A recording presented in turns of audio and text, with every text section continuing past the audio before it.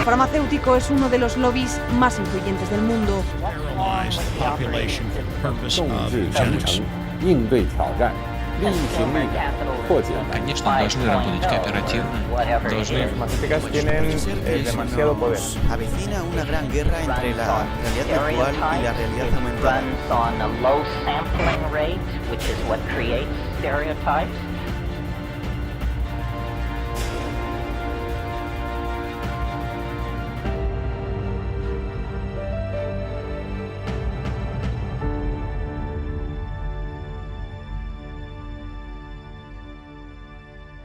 Hola, ¿cómo están? Bienvenidos a esta nueva edición de Humo y Espejos. Como siempre, antes de ir al tema central de hoy, los voy a invitar a ver la columna de Azul Selene. Así que siempre se quejan porque saludo a Marcelo primero. Así que, ¿cómo estás, Azul? ¿Cómo estás, Marcelo? Dígame de qué tema van a hablar hoy. Contestá vos y saludá a vos primero. Hola, bueno. Decir. Hoy vamos a hablar de una palabra que se está usando mucho, cada vez más, que es el tema del concepto de privilegio, de las personas que son más privilegiadas que otras. Los privilegios serían como ventajas que algunas personas tienen por sobre otras por características que no pueden cambiar. Como una persona blanca, una rubia es más privilegiada que una persona afroamericana, negra. O sea, serían ventajas sociales. Claro, todo, claro, establecido por la sociedad, por la cultura, por el sistema, como te lo presentan. ¿Y por qué es tan importante eso para ellos? Y es tan importante porque sobre todo los que creen mucho en esto, lo toman como que todo se basa en eso. Siempre el sistema en sí es un grupo de gente que tiene más privilegios que otros. Y va más allá de las clases sociales en sí, sino que las clases sociales altas están formadas de un tipo de gente que son tipo hombres, heterosexuales, cisgéneros, blancos. O sea, que esto sería como una especie, si no entiendo mal, de reemplazo de lo que podemos hablar de la lucha de clases. Ya claro. No es una lucha de clases económicas, sí, sino de características físicas serían. Ajá. Y tengo un video para ilustrar esto, para que quede más claro el concepto. Es un video de BuzzFeed, que ya traje varios. Es una fuente inagotable, BuzzFeed. Que lo que está bueno es que siempre este tipo de temas los trabajan seriamente, entonces vos te explican bien cómo ellos piensan que son las cosas. Así que bueno, pasemos el video y después lo charlamos. Some people are born into families where they have to walk miles just to get water. All I have to do is turn on a faucet. That's privilege.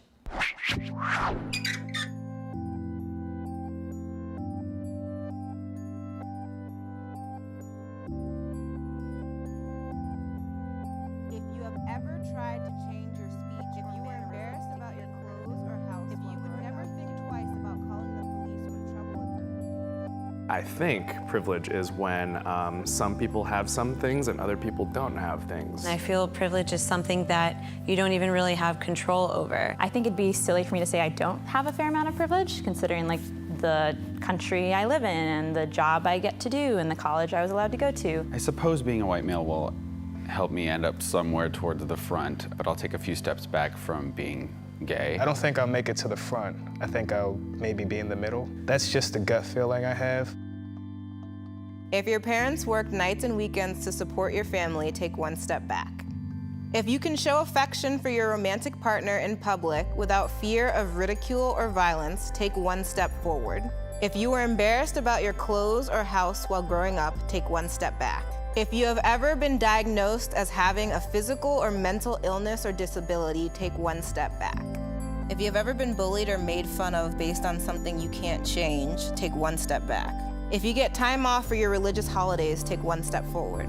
If you came from a supportive family environment, if you can see a doctor whenever you feel the need, if you are able to move through the world without fear of sexual assault, if you took out loans for your education, if there were more than 50 books in your house growing up. So these are your final positions.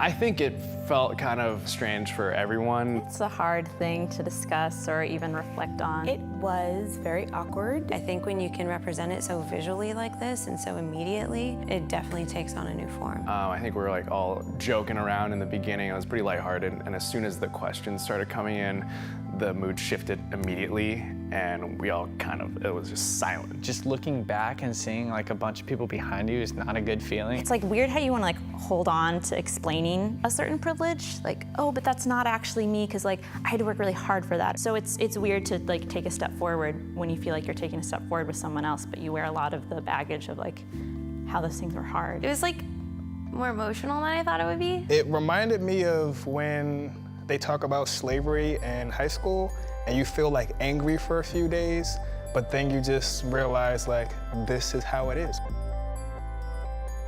For me, it was kind of frustrating almost to look back and see how much further some people were behind me, and realizing that, you know, a lot of that stuff, no amount of hard work or even legislation can make up that gap. It's interesting being an Asian American because you're not really sure where you fall on the spectrum of privilege. I know that for me, one of the reasons I ended up so far back was that there are questions around safety as an African American, as a woman, as a gay woman.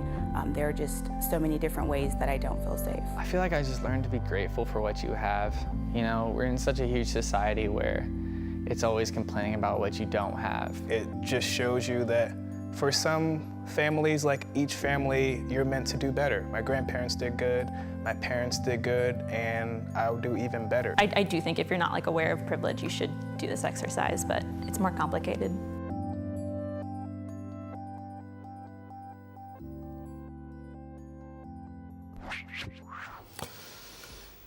¿Sabes qué? Me quedé pensando que en algún momento se hacían modelos teóricos para tratar de entender cómo funciona la sociedad. Hoy se ha simplificado todo y se hace todo tan mecanicista que es...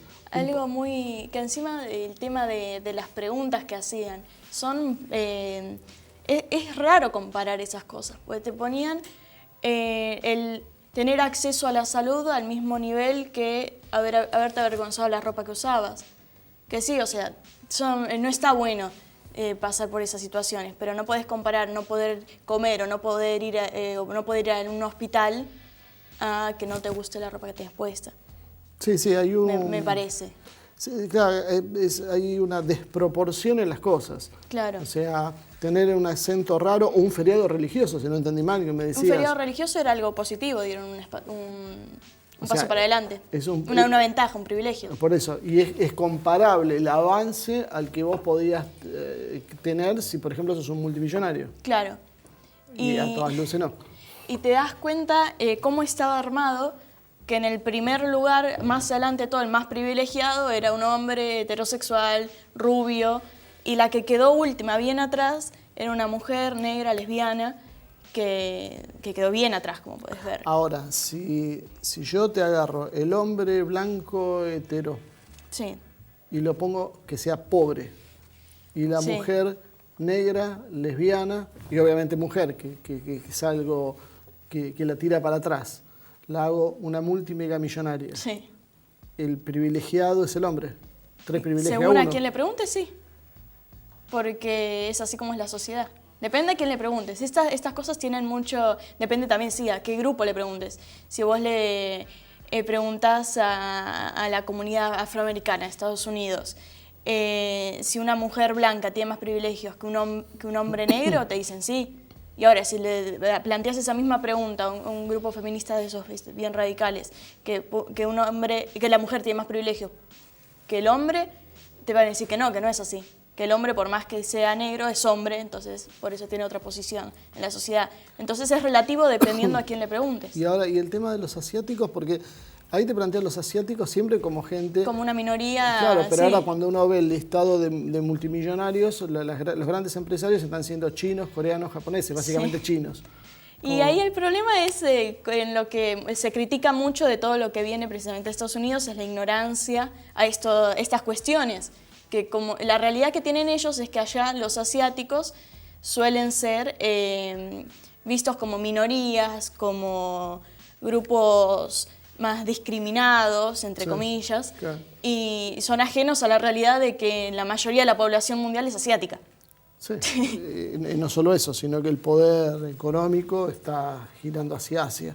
Sí. Ahora, una cosa más que me quedé pensando, ¿cómo se proyecta esto en nuestros países? Acá hay cada vez más este tema, por ejemplo, con comunidad también afroamericana, Sí. cuando en realidad en nuestro país particular, en comparación con Estados Unidos, es muy chica. Tenemos más asiáticos en realidad que afroamericanos. Sí, yo calculo que debe haber 300.000 asiáticos Sí. y unos 20, Pero 25.000 africanos. pero ¿cuántas campañas en contra de la discriminación a los asiáticos vos conoces? Te voy a ser sincero, creo que nunca. Y De no- hecho, sí. ninguna, no Y el hay asiático protesta, siempre, no hay- el tema de confundir chinos, japoneses y coreanos, el chino que lo asocian con el supermercado chino, Sí. y nunca jamás el traje nadie en se los quejó jotos. de eso. Sí. Sí, obviamente, creo que son más discriminados. Yo me acuerdo que eso lo hablamos el otro día, que inclusive los que eran negros, Sí. hace unos años atrás por lo menos, eran hasta cotizados, los contrataban los boliches porque era una cosa exótica y que atraía gente. Claro. Entonces era, no Sí, era eso gente yo ya discriminada. no lo viví. Hoy, claro, hoy hay un tema de pobreza, cuando uno encuentra los senegaleses, que son la mayoría Sí. de los africanos que hay acá vendiendo en la calle, Sí, por y eso eso les mucha baja el gente estatus. sí, por eso mucha gente plantea que el problema de Argentina, más que el racismo, es el tema del clasismo, porque asocia un tono de piel con la pobreza, pero más allá del tema racial. No. Claro, sí, como en otros lados, Claro. si vos sos rico pero sos negro, Sí, no porque te son ven realidades igual. que existen. En Estados Sí, Unidos sí seguro. hay racismo, hay de eso es el que lo vamos a ver en otro video, es un tema más complicado, pero acá sí se asocia mucho el tema de pobre con malo y bueno, eso también es otro. Sí, lo que pasa es que, bueno, estamos importando debe Sí, ser el problema de mal importar así sin reduccionista. adaptarlo a lo que es en nuestra vida real. Y ya algo que como veíamos el tema de los pasos para adelante y para atrás, tampoco es lo más científico que podamos decir. Y no, pero bueno. Bueno, Ivonne, no sé si te gustó el tema de hoy, así que contame qué te pareció. Sí. Opiniones y nos vemos la semana que viene. Muy bien, Azul, realmente interesante. Uno aprende mucho con tus columnas, Azul, eso quiero dejar bastante claro. Y aparte los conceptos traídos de otros lados que muchas veces no se entiende puesto acá, que son bastante diferentes. Así que bueno, nos vemos la semana que viene y a vos, Marcelo, te espero en el living, en el próximo bloque con el tema central del programa de hoy. Así que no se vayan, enseguida regresamos.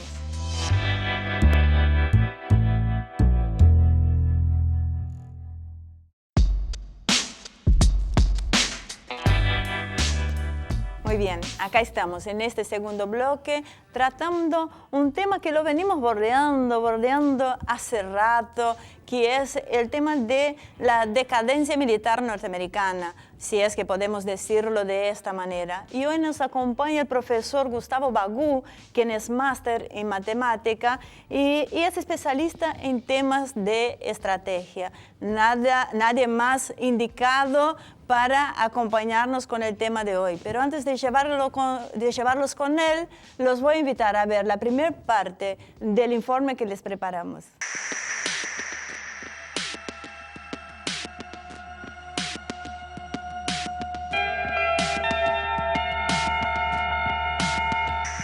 Es bien sabido que el orden mundial siempre ha sido impuesto por los poderes de turno. Si bien la diplomacia juega un rol muy importante, buscando alianzas, explotando antecedentes históricos y apelando a las reglas explícitas e implícitas que enmarca el accionar de las naciones, debe apoyar sus acciones en factores de poder real. La capacidad de financiar proyectos de infraestructura, mantener la seguridad alimentaria, los recursos hídricos, el acceso a las materias primas y otros tantos puntos son las bases en las que un Estado construye su poder. Un poder que emplean a su favor, pero que ante un cruce de intereses tiene un respaldo sólido, como es el poder militar. Las razones políticas terminan, tarde o temprano, sustentadas en el poder de la fuerza, y quien controla la fuerza bruta tiene mayores posibilidades de imponer sus condiciones y luego generar un paraguas legal para legitimar sus acciones. Resulta extraño que cuando se realizan análisis geopolíticos, el tema militar sea tratado en forma secundaria. La mayoría de los expertos suelen repetir algunas muletillas aceptadas por todos para convalidar luego sus hipótesis. La más difundida es la de la inmensa superioridad militar de Estados Unidos sobre el resto del mundo, basándose en el presupuesto militar que el Instituto de Estudios para la Paz de Estocolmo establece para el 2014 en $610.000 millones, el 3,6% de su PBI, seguido a la distancia por China con 216.000 millones, 2,1% de su PBI. Rusia, 84.500 millones, 4,5% de su PBI. Y luego sigue Arabia Saudí con 80.000 millones, que es el 10,4% del PBI. La conclusión parece obvia, pero no lo es. Estados Unidos no ha conseguido ganar definitivamente ninguna de las guerras de magnitud que tuvo en la posguerra. Corea, Vietnam, Irak, Afganistán son algunas de las guerras en que Estados Unidos no pudo conseguir una victoria a la altura de sus pretensiones presupuestarias. Luego de Vietnam, el temor ha hecho que no existan operaciones en el territorio o lo sean en forma limitada, combativa en forma indirecta a través de estados subalternos o mercenarios. Pero estos datos plantean una duda. ¿Cuál es el poder militar real de las Fuerzas Armadas de Estados Unidos? Para encontrar una respuesta, debemos aplicar un enfoque diferente y no medir solo con la vara del presupuesto. Un ejército tiene una capacidad de combate dada por los factores al principio mencionados, por la experiencia de combate, por la voluntad, por el entrenamiento y por las armas y equipamientos con que cuenta. Estados Unidos alcanzó su mayor distancia con respecto a los demás países luego de la caída de la Unión de Repúblicas Socialistas Soviéticas. La economía de posguerra fue próspera y le permitió financiar programas de armamentos que aún hoy son la columna vertebral de sus Fuerzas Armadas. Su aviación hoy se sustenta en el F-16 Fighting Falcon de Lockheed Martin y el F-A-18 Hornet de Boeing, ambos diseños de los años 70. El famoso tanque Abrams M1 también data de esa época. La columna vertebral del sistema terrestre estratégico es el misil Minuteman III, en servicio desde hace casi 30 años, con 450 unidades desarrolladas por la Boeing para aportar 3 cabezas nucleares de 350 kilotones. El ala aérea de la tríada nuclear lo conforman los bombarderos B-52 Star to Fortress, que comenzaron a fabricarse en 1955, solo reemplazados por los B-52 Spirit de características furtivas, fabricados por la Northrop Grumman. El tercer componente es el Rockwell B-1 Lancer, que solo se utiliza para armamento convencional. El resto de las nukes del componente aéreo de las fuerzas estadounidenses son bombas de gravedad. Están los F-15, F-16 y F-35, de los cuales ya hemos visto la antigüedad de los dos primeros y los problemas del F-35.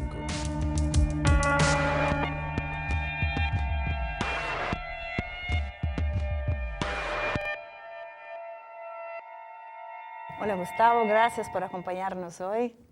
Muchísimas gracias por invitarme. Aprovecho para agradecer al doctor Lavaque por habernos presentado y darnos esta oportunidad de recibirlo hoy. Fabuloso. Es un tema que, bueno, es un tema que a Marcelo realmente le gusta mucho abordar, que siempre lo estamos tratando, pero nunca tan específicamente o puntualmente como hoy, ¿sí? Bueno. Así que voy a arrancar porque es muy habitual que usemos como referencia la capacidad militar de Estados Unidos de acuerdo al volumen, ¿no? Porque digamos que el volumen militar de los Estados Unidos es igual o superior a los 10 siguientes. Ahora, ¿es correcta esta forma de evaluar el presupuesto y su capacidad militar? El presupuesto es uno de los indicadores, pero de ninguna manera el único. Hay otras cuestiones que inciden decisivamente sobre la eficacia del ejército de los Estados Unidos de defensa. Y entre esos otros indicadores tenemos cómo se desglosa ese presupuesto. ¿Cuánto va, por ejemplo, a operaciones y mantenimiento? ¿Cuánto va a compra y desarrollo y compra de armas? Entrenamiento, hay que integrar los equipos que se desarrollan con los cuadros. Estados Unidos tiene un problema en ese sentido porque tiene muchísimas bases en el exterior. Ha llegado a tener cerca de 1000 bases, ahora han reducido bastante, pero igual, a ver, el presupuesto del año 2018, creo, si no me equivoco, son 814.000 millones de dólares. Es un incremento en 150.000 millones de dólares con respecto a los años anteriores. 2014 puede ser que eran 600.000 millones. 614.000 más o menos. Impresionante. Son 20% más o menos. Bueno, yo el dato que tengo es de casualmente de 2014, cuando el presupuesto era 614.000 millones, operaciones y mantenimiento de bases era 283.000 millones. Claro, casi se come la mitad. El 40%. El 40%. Y eso tiene una incidencia importantísima. Últimamente el coronel McGregor, que es una persona que ha seguido esto, ha hecho referencia a este problema. Al tener los cuadros tan dispersos es imposible mantener una fuerza cohesionada con capacidad de actuar en una guerra de mediano tamaño. Ya en 1932 el general MacArthur había advertido al Congreso que la dispersión de bases dentro del territorio norteamericano era un impedimento para crear una fuerza creíble. Ya en 1932. Y estamos hablando del territorio norteamericano. Hoy Estados Unidos tiene la logística del mundo. Y bueno, menos que eso no le alcanza para mantener todas estas bases. En algún momento hablaba de que para mantener la paridad en la distancia que tenía sobre el resto de los países necesitaría un presupuesto de $1,5 billones o más. No puedo apreciar si esa cifra es correcta y cuánto tiempo le serviría, pero también Estados Unidos tiene que racionalizar un poco el tipo de armamentos que desarrolla. Hoy parecería, y bajar el nivel de corrupción dentro del Pentágono. Ajá. Hay en el año, desde 1995 a la fecha hay 8 billones. En inglés son 8 trillones, en castellano son 8 billones. Sí, es bueno aclararlo porque suelen confundirse muchísimo. 8 billones de dólares de faltante en la caja de defensa. ¿Desde el 95? Desde el 95 a la fecha. Es un volumen gigantesco, astronómico. El 10 de septiembre del año 2001, el día anterior al atentado a las Torres Gemelas, Donald Rumsfeld hizo público un faltante de 250.000 millones de dólares. No me queda en claro en qué periodo. Sí. Él blanqueó ese faltante de dinero y al día siguiente lo que impactó en el Pentágono, que seguramente no fue un avión, mató a 49 de los 52 auditores que estaban trabajando con ese faltante. Habíamos escuchado muchas cosas sobre eso, pero esa piecita faltaba en el tema de los ataques. Suerte. Sí. Y ahora hay dos... Casualidad, seguramente. En el año 2011 apareció una empleada del DFAS, que es la auditoría, no la auditoría, la División de Contabilidad y Finanzas del Pentágono, del Departamento de Defensa, contando que ellos dibujan las cifras. Dibujan cifras. 2 días antes de que tengan que presentar al Departamento del Tesoro los balances todos los meses, le cae un volumen enorme de facturas que están mal detalladas, o faltan las cifras, o falta el detalle de lo que compraron, más allá que también pierden las cosas. Bueno, y tienen órdenes de dibujar los números. Linda Woodford, la pueden googlear, Jeff Yokel, otro, ese a nivel jefatura, que denuncian esto, ¿no? Denuncian el dibujo de cifras. Ya Eisenhower había advertido sobre el peso del complejo militar industrial. Creo que no se imagina estos volúmenes, Claro, la verdad que me pero sorprenden. hoy lo que vemos es que hay una supremacía de los intereses económicos corporativos por sobre los intereses del Estado. ¿Eso se da dentro de lo que es la defensa norteamericana? Totalmente. Es más, los intereses nacionales de Estados Unidos, yo diría que están definidos hoy en día, ¿no? En términos de los intereses corporativos, de los intereses del complejo industrial de la defensa y hay que decirlo, del Estado de Israel. Esos son, en la práctica, los intereses nacionales que defiende Estados Unidos. O sea, se subordinan. O sea, no se compra, supongamos que después que te iba a preguntar sobre eso, un F-35 porque no necesita Estados Unidos, sino porque no necesita vender una empresa. Yo diría que sí. Estábamos hablando de la corrupción. Hay el vicejefe de defensa, el vicejefe de ejército de los Estados Unidos, Ryan McCarthy. Este hombre ha sido director de un fondo de inversión, un fondo buitre. Y fue ejecutivo de la Lockheed Martin.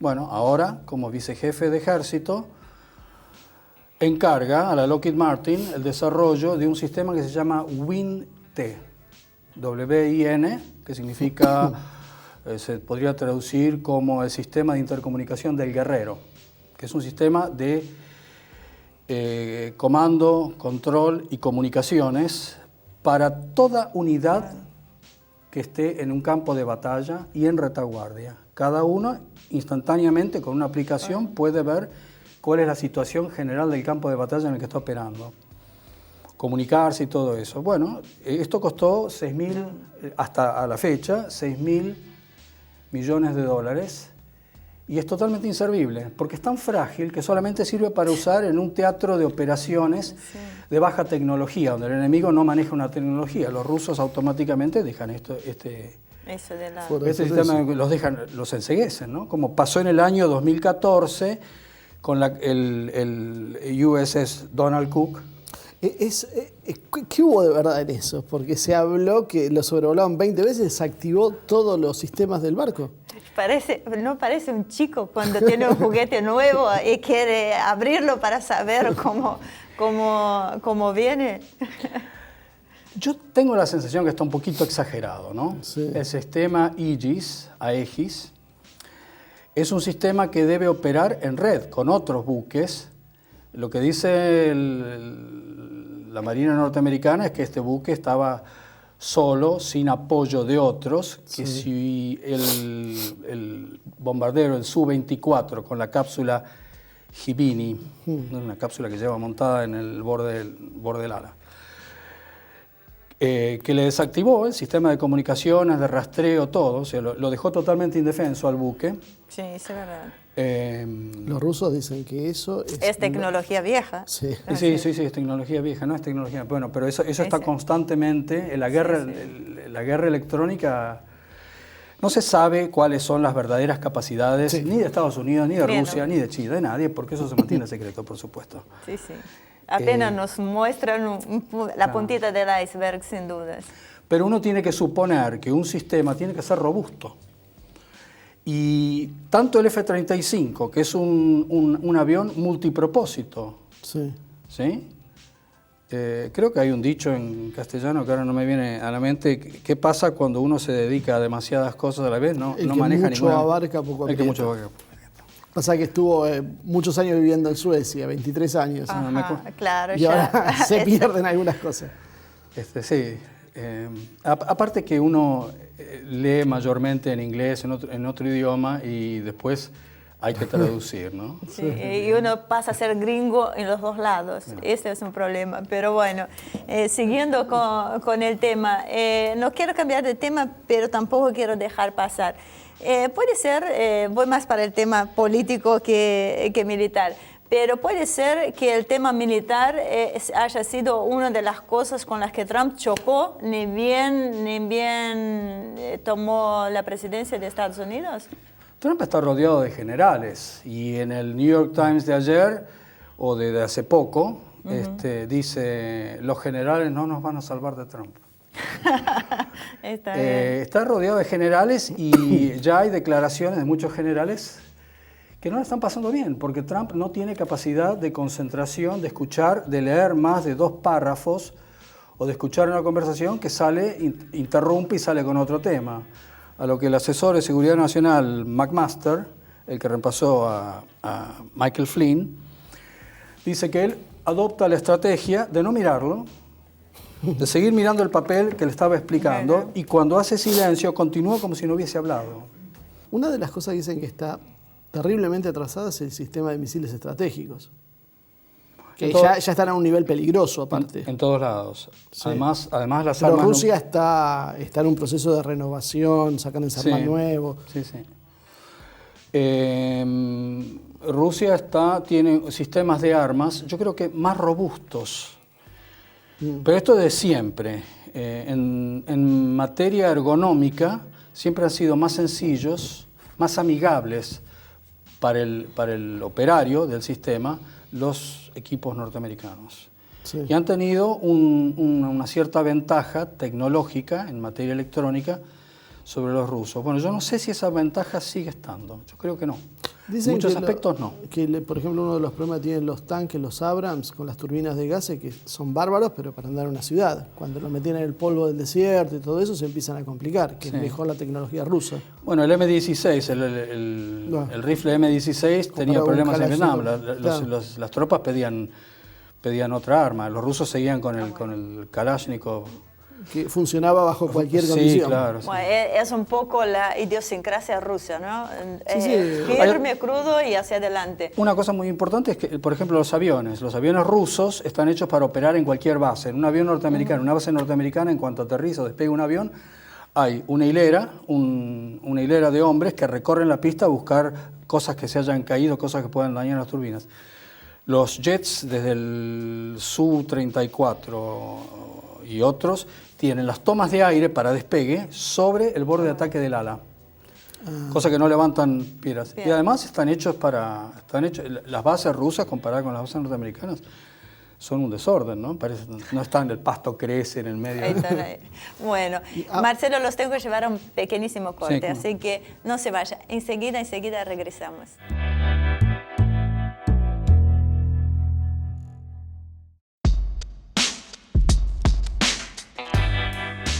Muy bien, acá estamos de regreso hablando sobre la decadencia militar de los Estados Unidos, así que los invito a ver la segunda parte del informe que les preparamos.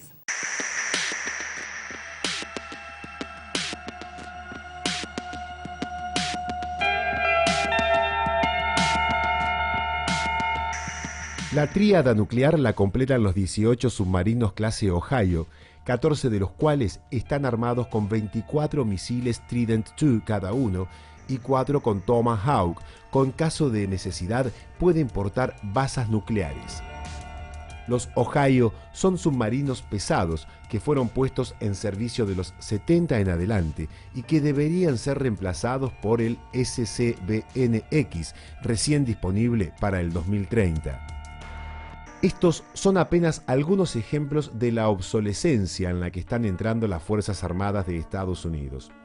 El Abrams M3A3, la versión más moderna, planificada, deberá estar en servicio hasta el 2050, cerca de 80 años desde su diseño original. A ello, Rusia le antepone el T-14 Armata, que si bien hoy tiene presentaciones que no son muy distantes al del Abrams, este último está llegando al techo de sus modernizaciones, mientras que el ruso es un proyecto nuevo que le permite desarrollarse a futuro con limitaciones muy superiores al modelo americano. Estados Unidos busca entonces una respuesta. En primer lugar, ha apostado a la furtividad como diferenciador.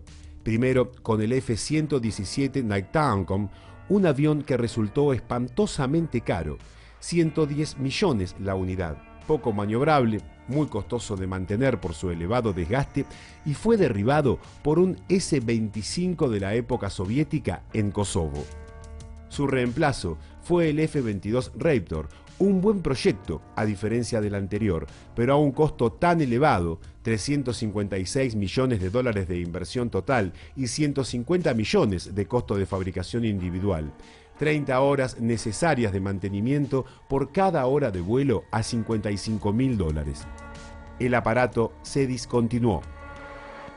La solución a este problema la trajo la Lockheed con el F-35 Lightning II, que tenía como objetivo reemplazar todos los aviones de este tipo, tanto embarcados como con base en tierra. Un avión de quinta generación a un costo accesible que además se vendería a buena parte de los aliados. El resultado fue un escándalo. El presupuesto inicial creció hasta transformarse en el más caro de la historia, $400.000 millones, aunque hay quienes elevan la cifra a $1 billón y más también. El producto fue un avión con una innumerable cantidad de problemas, con un valor que negociado por Trump se acerca a los 100.000 millones por unidad, pero que alcanza los 350 millones en las unidades de despegue vertical. Para empeorar el cuadro, el F-35, que comparte los defectos del F-117, poco maniobrable, con desgaste prematuro, fallas de diseño y retrasos de plazos. ¿Una falla aleatoria del sistema? Parece que no. El portaaviones Gerald Ford, de 13.000 millones de dólares, sufre retrasos y fallas operativas en el 50% de sus sistemas. El Zumwalt, un destructor avanzado, también ha sido un fiasco, y un militar ruso lo describió como una palangana gigante por su firma en el radar. El sistema de misiles estratégicos requiere una inversión de $1 billón para poder ser adecuado a los desafíos de la guerra moderna. ¿Cómo es posible que el país más poderoso del mundo enfrente esos problemas? Tal vez la respuesta la dio Dwight Eisenhower cuando denunció el poder del complejo militar industrial. La ambición de las grandes corporaciones imponen sus necesidades de facturación por sobre los intereses de la nación. Los costos también merecen un párrafo. La capacidad de producción de China y Rusia es muy superior porque tienen menores costos y un nivel tecnológico que ya está a la altura de los estadounidenses. Un dato más a tener en cuenta. El globalismo necesita conformar una arquitectura global donde los estados sean débiles y se inclinen ante el poder global que ejercen las corporaciones. Estados Unidos es demasiado poderoso y la caída del poder militar estadounidense, que lleva 3 décadas, es parte del objetivo final globalista de reemplazar el papel de gendarme internacional de Estados Unidos por una fuerza internacional bajo su control que cumpla ese fin.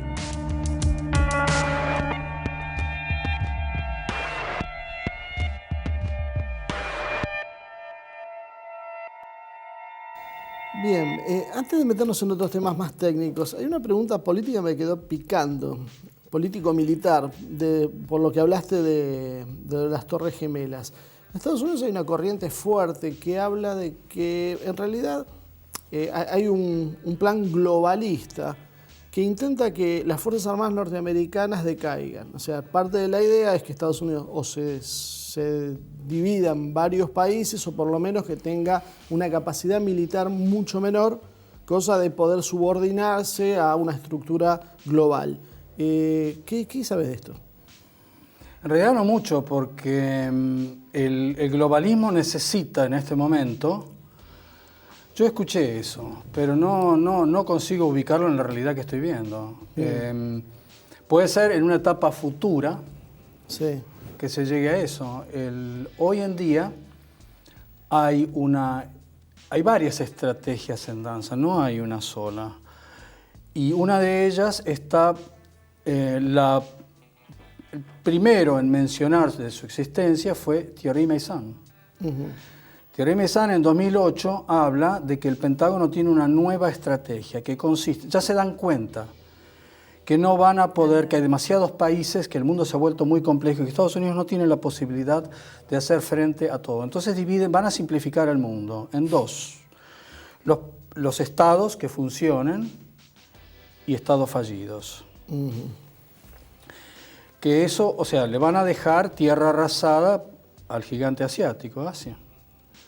Y que eso hoy lo estamos viendo, eso ¿no? lo vemos en Siria, en Libia, Afganistán. Los chinos están armando una base importante en Djibouti, pero los chinos no tienen el dominio del mar. Y no lo van a tener por muchísimo tiempo. Por numerosas razones, ¿no? Y tener el dominio del mar es como aceptar la supremacía La respuesta china. más rápida de China a eso es la ruta de la seda, buscar la ruta conexiones internas. Claro, la teoría de Halford Mackinder, ¿cómo se llama? Heartland.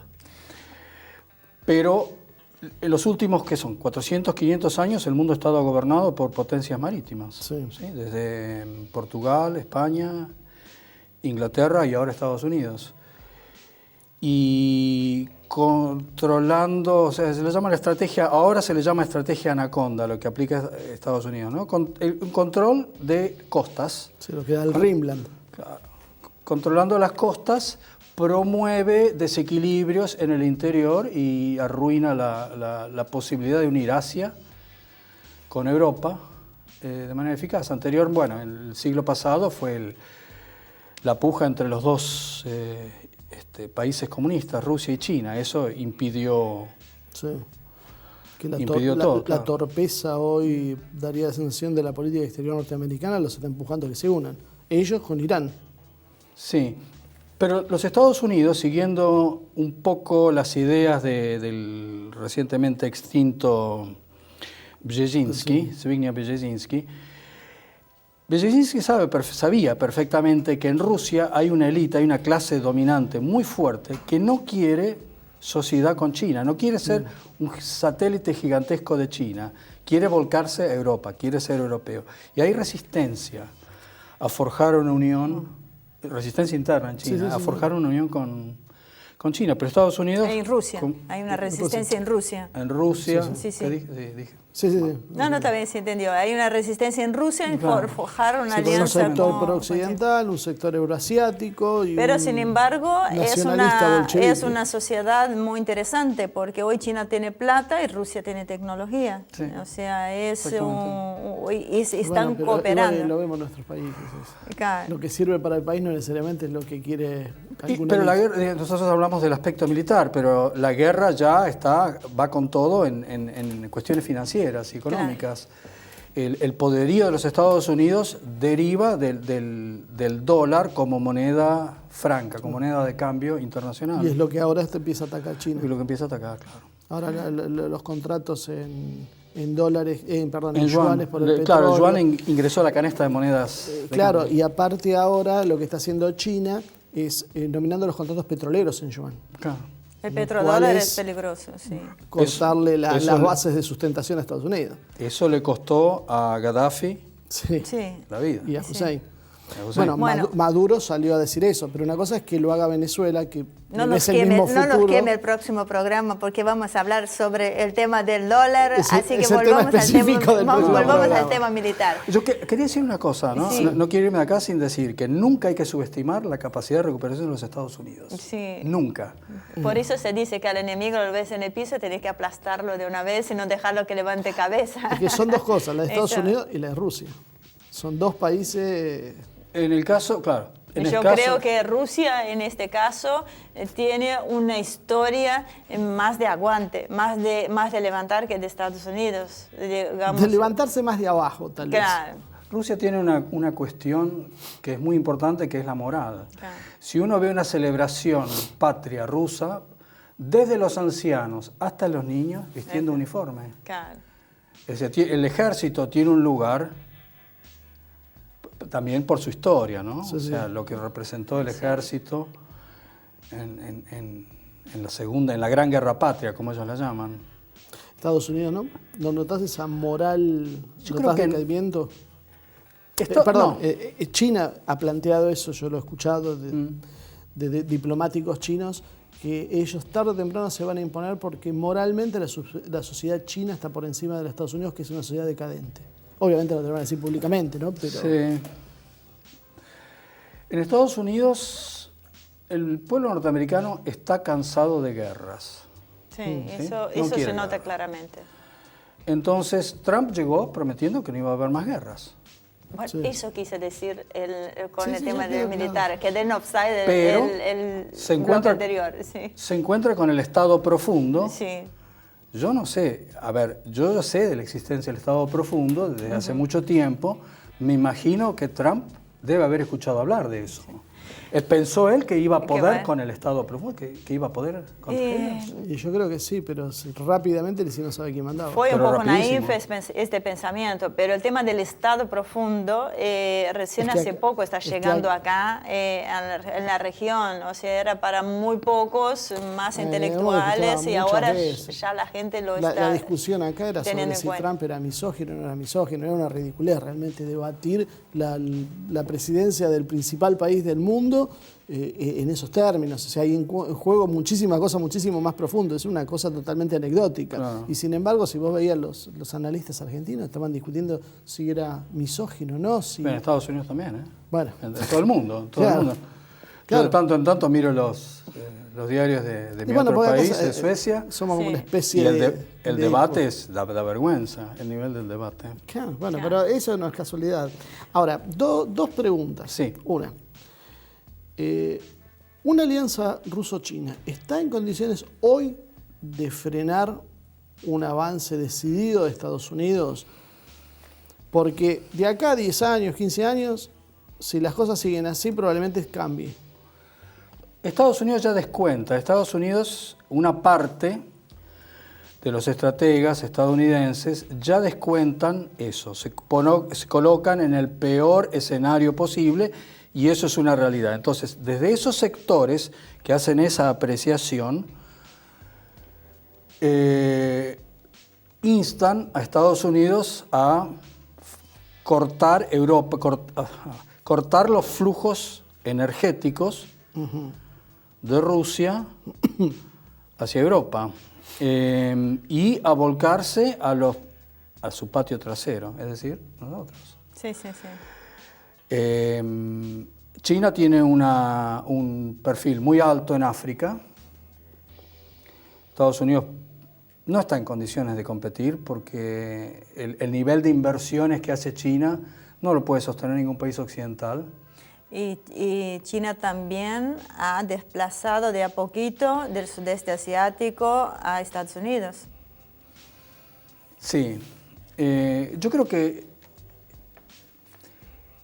China a corto plazo está tiene el tema del mar de China, estas islas artificiales que pretende defender e ir estableciéndose comercialmente en otros lugares y ir restándole importancia al dólar, para lo cual tiene que hacer acuerdos, el BRICS tiene que funcionar. Ahora, sabiendo esto Estados Unidos, sabiendo que es incontenible en materia económica y financiera China, ¿no se abre ahora una ventana de o atacamos militarmente ahora o es nunca? ¿Se resignará Estados Unidos? Y hablan que esa ventana de tiempo estaría entre los 10 años y 15 años. Como mucho. Que de esto, la proyección, si esto siguiera así, China superaría a Estados Unidos. Superaría a Estados Unidos en algunos aspectos. El aspecto naval no, ¿eh? Sí.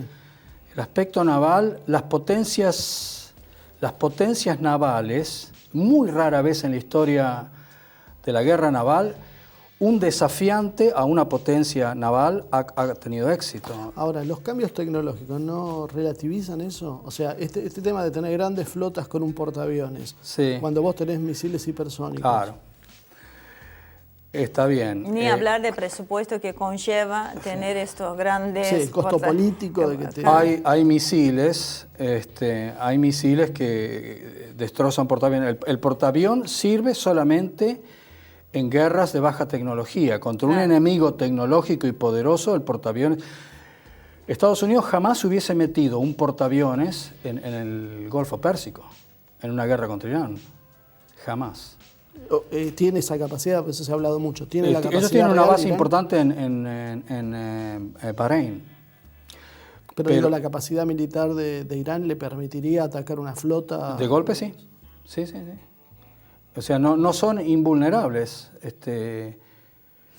Bueno, si hablamos entonces que China ha avanzado mucho tecnológicamente y que no le serviría a Estados Unidos poner un portaaviones, ¿cuál es la situación tecnológica hoy de China, militarmente hablando? Una pregunta difícil de contestar. China está muy avanzada en cuestiones satelitales, electrónicas, contramedidas electrónicas. Y está avanzando tiene ahora no me acuerdo cómo se llama el avión caza que desarrollan. Han construido su segundo portaaviones, pero me parece que ese portaaviones no tiene proyección, digamos, pero tiene proyección diplomática en el mundo, pero militarmente harían muy mal los chinos de salir de la zona de protección. Como que ellos lo que quieren es defender sus costas, sus rutas marítimas de aprovisionamiento y no ir más allá. Diferente a lo de Estados Unidos, que quiere proyectar su fuerza a 10.000 kilómetros. El tiempo juega a favor de China, claro, no a favor de Estados Unidos. Así que ese es un factor importante. Eso es lo que yo siempre vengo diciendo. Hace o sea, poco... no hay mucho tiempo, si va a pasar algo, va a pasar rápido.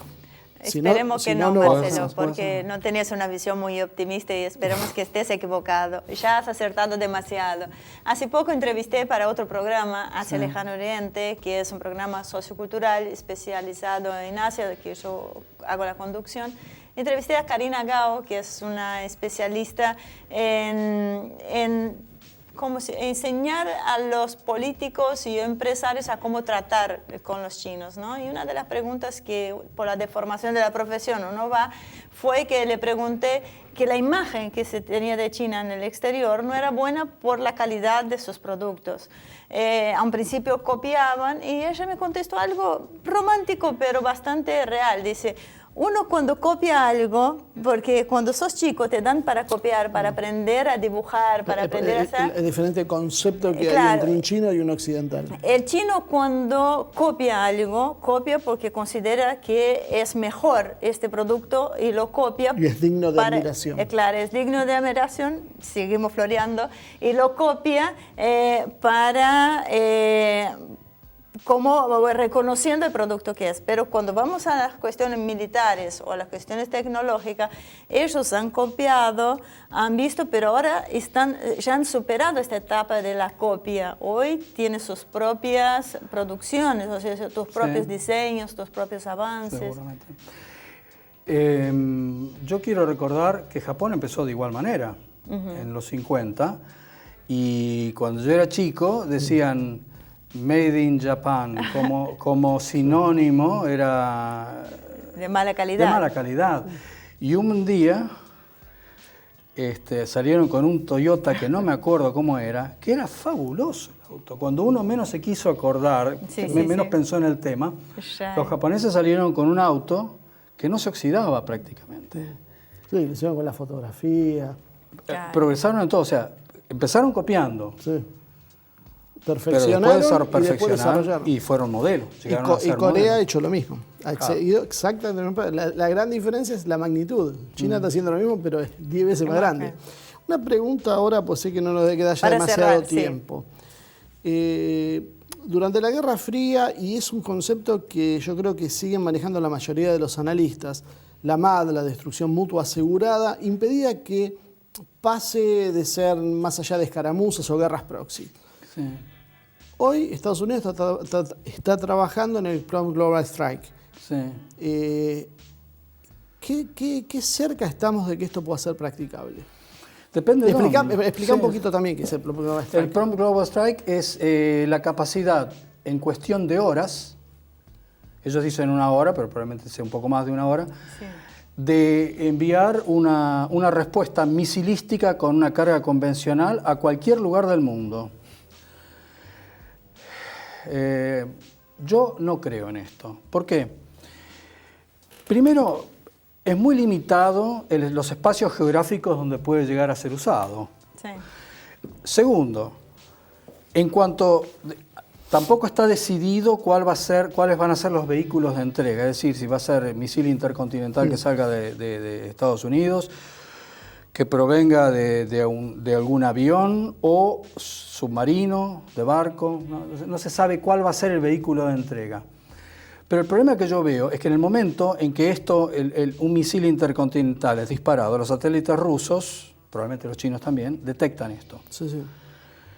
¿Y cómo hacen para saber la trayectoria? Para el momento en que calcularon cuál es la trayectoria de ese misil intercontinental, a menos que Estados Unidos les haya dicho quédense tranquilos que estamos destruyendo, no sé. Corea del Norte. No, Corea del Norte. No creo, esto va a la Antártida, no sé. Salvo ese caso que haya un acuerdo entre las principales potencias de que no pasa nada, los rusos, para cuando calcularon la trayectoria donde va para eso, ya tienen el dedo en el botón rojo. Claro. Yo le veo, es muy peligroso y le veo pocas posibilidades de uso. Lo que sí creo es que es un elemento de disuasión formidable. Claro. O sea, se produce una crisis en un lugar y bueno, la Marina norteamericana tardará 20 días en juntar una fuerza para llegar a esa costa, si no tienen alguna base cercana, y en 20 días a lo mejor la situación esta se disuelve. No. Ahora, en cuestión de horas, podemos tener una respuesta. Además, nunca se gana un conflicto solamente con aviación o misiles. Sí. Hay que mandar tropas a controlar el territorio. Sí. No le veo mucho. Yo lo que también le veo un poco de... lo que algunos plantean es que en realidad vos cuando harías ese ataque, por ejemplo los sistemas THAAD, básicamente en realidad... cumplen la función de contención de la respuesta. O sea, hacemos un ataque masivo, lo que sobreviva, porque algo va a sobrevivir siempre, lo podemos contener con estos sistemas. Por eso la idea de rodear a Rusia y a China con todas bases antimisiles. A mí me sigue sin cerrar cómo van a localizar cada uno de los submarinos que tienen y evitar que... Hay un seguimiento permanente, ¿eh? Hay un seguimiento permanente. ¿Pero te da la capacidad como para inhabilitar cada uno de ellos? Es difícil saber porque no ha pasado nunca, pero una gran guerra entre dos superpotencias, entiendo que comenzaría con los ataques a los sistemas de vigilancia y de inteligencia. Dice que China está muy desarrollado en el sistema Sí, antisatélite. he leído que sí. Está trabajando mucho en eso China. Y esperamos que no pase, Gustavo. Sí. Es que si vos cegás, porque hay que tener ese concepto, si vos cegás a un ejército moderno, queda inutilizado. Entonces, el tema de poder atacar esto, si bien ahora ya se están desarrollando otro tipo de sistemas que evitan la conexión satelital. El MAD vive, la destrucción mutua asegurada, eso está. Y eso sigue estando. Te quería más optimista que él con respecto a las guerras, Gustavo. No me haga esto a mí público. No, pero eso es bueno. El MAD mantuvo la paz mundial, salvo guerras subsidiarias. Ay, sí. Mantuvo la paz mundial. Bueno. Era otro nivel de general, era otro nivel de estratega. Estuvo George Kennan, ¿cómo se dice? La estrategia de la contención fue maravillosa, que la aplicaron a la Unión Soviética. Ya no tenemos tiempo, Marcelo. No, antes de que empiece a hablar, encantado de invitar a Gustavo. Una cosa, por sí o no, y con esto cerrar. Corea del Norte, ¿termina en guerra o no? Creo que no. Listo. Buenísimo. Quedamos con ¿Viste eso. el mensaje optimista que querías? Muchísimo. Yo soy de las que le gustan las películas con final feliz, así que tenemos que terminar el programa con un final feliz. Gustavo, un placer enorme recibirlo. Muchísimas gracias por haberme invitado. No, por favor, esperamos contar en otras oportunidades y bueno, hablar a cuestiones un poquito más específicas y poder ampliar ese tema para ir incorporándolos en los análisis geopolíticos. Así que muchísimas gracias. Gracias a ustedes. Muy bien, hasta acá llegó el programa de hoy. Muchísimas gracias, como siempre, por acompañarnos. Esperamos sus comentarios en nuestro Facebook y también los comentarios en Asia TV Producción, que es nuestro canal de YouTube. Nos vemos la semana que viene con más una edición de Humo y Espejos.